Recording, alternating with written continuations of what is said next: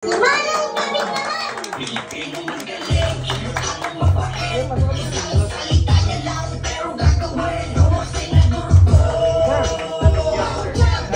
mo yung eskalera natin. Si Henry, ano yung sabi niya?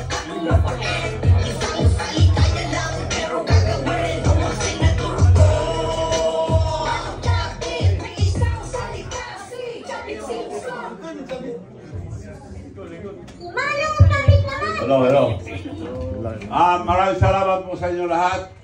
At nagkaroon ako ng pagkakataon makapalaya kayo. At para malaman nyo rin yung ginagawa ko na. Ako lang sa, ewan ko yung mga ibang patakbo kung may ginagawa na. Wala pa yata, pangangapur pa ako. Ako ginagawa ko na, tutuloy ko lang. Ang ginagawa ko ngayon, yung electric vehicles, modernization program ng mga gobyerno,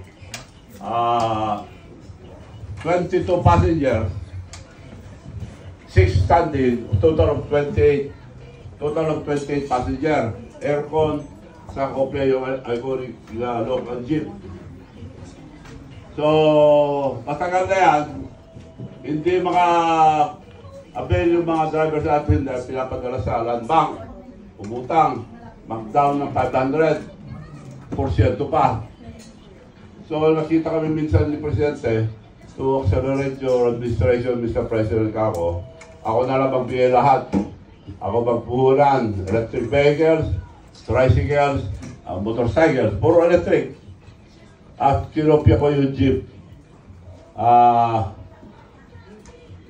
Walang down payment, zero interest. So, saan kayo nakakarating doon? Wala pa sa buong mundo, wala. Ako lang, dahil ako loko-loko eh. Ako lang loko-loko kandidato. So, ginagawa ko na yun, dumating na yung mga prototype. At lahat ng mga makina ko nasa Lima, Batangas. By January, mass production na tayo. Yung tricycle, nandun na lahat. Yung motorcycle, nandun na lahat. Yung jeep na lang kulang. So yung dalawang ginagawa ko, yung credit card, bank account, yun ang importante sa lahat.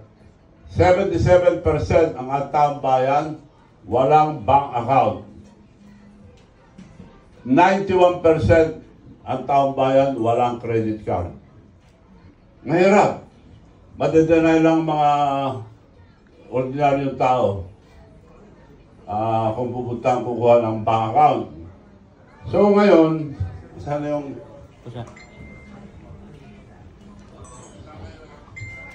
meron tayong bangko sa Amerika, bigang bangko international approved. Ginagamit ko ron. Meron akong bangko sa lokal. At marami akong factory sa Korea. Isa itong electric vehicles. May submarine, aeroplano, passport, lahat ng klaseng speedboat or passboat. Malaki, maliit, at marami pang iba. Dalawa po ang economic zone natin sa Korea. Isa sa Gangwon Province, isa sa Incheon Province. So, yung electric vehicle, yun ang kinuha ko dito ngayon, gumawa ng tricycle, motorcycle, at electric jeepney. So, nung sinabi ko yun na ako lang magpira sa lahat, walang porsyento, nagpuntahan yung mga drivers, mga leaders, o cooperative. Magkano namin kukunin? Kako, hanapin nyo muna pinakamura dahil ayaw ko mabintangan na nag-negosyo. Marami po ako negosyo iba. Tulong ko lang ito sa inyo, kako. So, nagpunta sila sa Korea, China, Pilipinas, buong Pilipinas, nahanap nila 3 million. Sorry, 3 million. Then aircon. Dahil ang mga pasahero natin namamatay ng sakit sa pollution eh. Hindi aircon. Sa ibang nasyon, puro electric na. So doon na tayo papunta ngayon. Nasa mundo na tayo ng mga electrification. Ngayon, hindi lang yun, nagbalik sila. 3 million ang pinakamura. Alam namin matulungin ka, pwede namin bilhin ng 2 million 4. Ako, di ba sabi ko tulong? Kung ibigay ko sa inyo 2 million 4, happy ba kayo? Happy na kami sir dahil 3 million pinakamura eh. 600 kagad tawad nila. Kako, ipakita ko sa inyo na tulong na ito. Kasi kung bawasan ko ng konti o dagdagan, hindi na tulong yun. O ang presyo ko, ako meron ng isang salita. Pag sinabi ko, ginagawa ko. Ang presyo ko, 2 million 4. Happy kayo? Happy kami, sir. Binigay ko sa kanila, 1 million 2. O, so, ang laki bawas. Kung gusto magnegosyo, taasan ko. Di ba? Pahil na sila sa 2.4. 1.2 ko lang binigay. Pero lugi ako ron. Lugi, luko ako eh.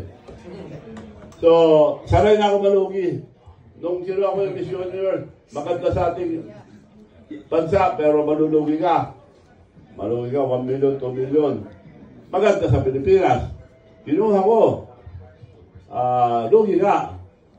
Pero, sinabi naman ng Miss Universe, the most successful ever in the entire world, ang Miss Universe sa Pilipinas. Yes. At kumita tayo ng more than 500 worth of media mileage na kilala ang ating bansa.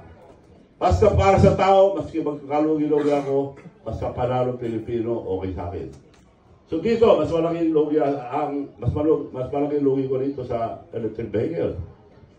1.2. Wala silang makita ang ganong klase presyo. So, yun ang plataforma ko tumutulong na sa taong bayan.